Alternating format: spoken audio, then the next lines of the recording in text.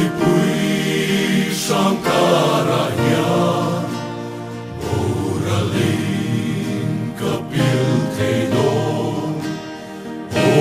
Isu min kayang Tamlay ho puy nom sakla, khen natin min simase,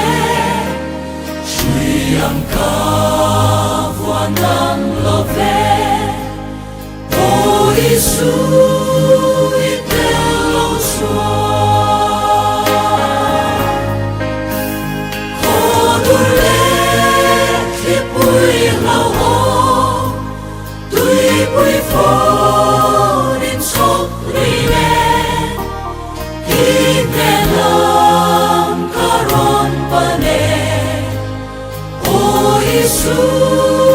min kayang Soang lungpuy siya min mitya, Tidang tu kangay mange, Min tidang min silfay la, Olal pa itakani.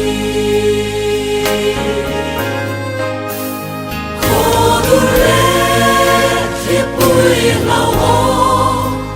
tuy puy phô din sốc rine, hinelang karon pane, o Isu min kayang Damlay puy Galili,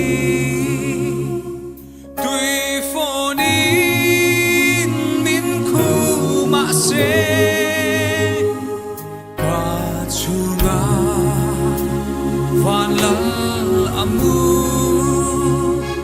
ato ke lal panang me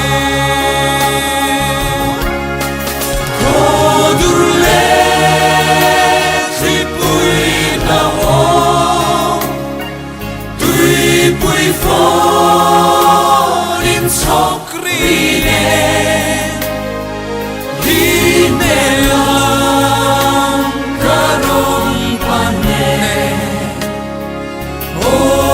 Isu